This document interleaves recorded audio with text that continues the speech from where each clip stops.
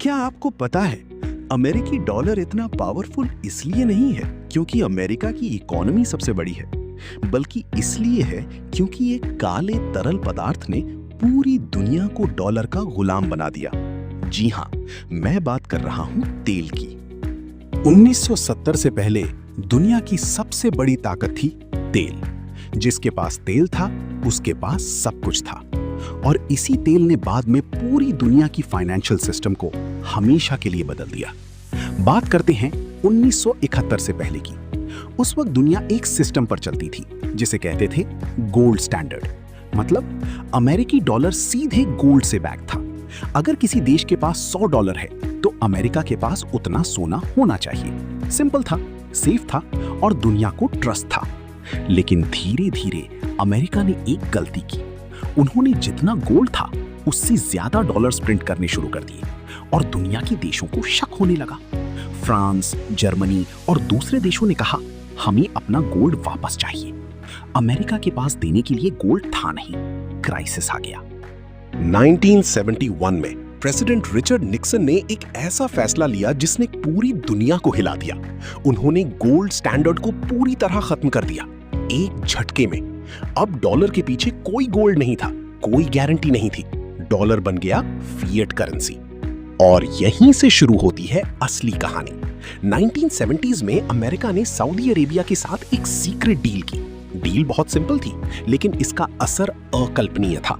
Saudi Arabia सिर्फ और सिर्फ यूएस डॉलर्स में ऑयल बेचेगा। बदले में अमेरिका सऊदी अरेबिया को देगा मिलिट्री प्रोटेक्शन, हथियार और पॉलिटिकल सपोर्ट। सऊदी अरेबिया ने हां कर दी। फिर सऊदी अरेबिया ने ओपेक के बाकी देशों को भी इस सिस्टम में शामिल किया, और देखते ही देखते पूरी दुनिया का ऑयल सिर्फ डॉलर्स में बिकने लगा। इसी को कहते हैं पेट्रो डॉलर सिस्टम। अब सोचिए इसका असर। दुनिया के हर देश को ऑयल चाहिए। जापान को, जर्मनी को, इंडिया को, चाइना को, सबको। ऑयल के बिना कोई फैक्ट्री नहीं चलेगी, कोई गाड़ी नहीं चलेगी, कोई इकोनॉमी नहीं चलेगी। और ऑयल खरीदने के लिए पहले डॉलर्स चाहिए, तो हर देश को डॉलर्स कमाने पड़ते हैं, डॉलर्स स्टोर करने पड़ते हैं, डॉलर्स में ट्रेड करना पड़ता है। इसका मतलब पूरी दुनिया में हर वक्त डॉलर्स की डिमांड बनी रहती है। हर देश को डॉलर स्टोर करने पड़े। जापान ने किया, जर्मनी ने किया, इंडिया ने किया, चाइना ने किया। पूरी दुनिया की रिजर्व करेंसी बन गया यूएस डॉलर। और इससे अमेरिका को मिला एक जबरदस्त फायदा।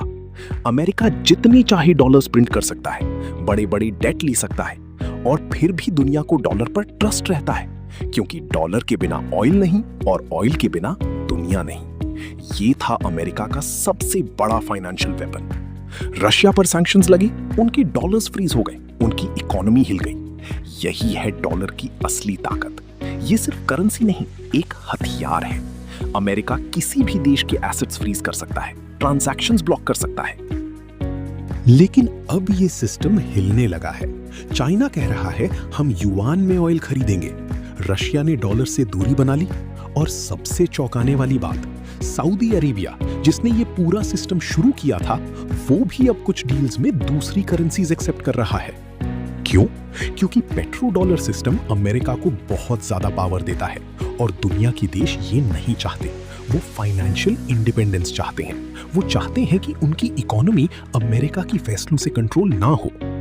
अगर डॉलर की ग्लोबल डिमांड कम हुई तो अमेरिका को ज्यादा इन्फ्लेशन झेलनी पड़ेगी, इकोनॉमी पर प्रेशर आएगा, और ग्लोबल फाइनेंशियल पावर का बैलेंस बदल जाएगा।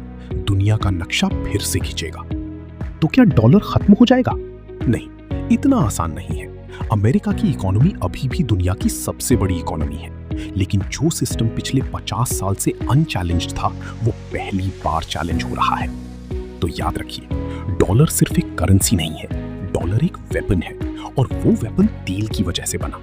अगर आप चाहते हैं कि ऐसी हिडन फाइनेंशियल सीक्रेट्स आप तक पहुंचती रहें, तो अभी सब्सक्राइब करें, बेल आइकन दबाएं। डॉक्टर फाइनेंस, आपका फाइनेंशियल डॉक्टर। हर कॉम्प्लेक्स टॉपिक आसान भाषा में।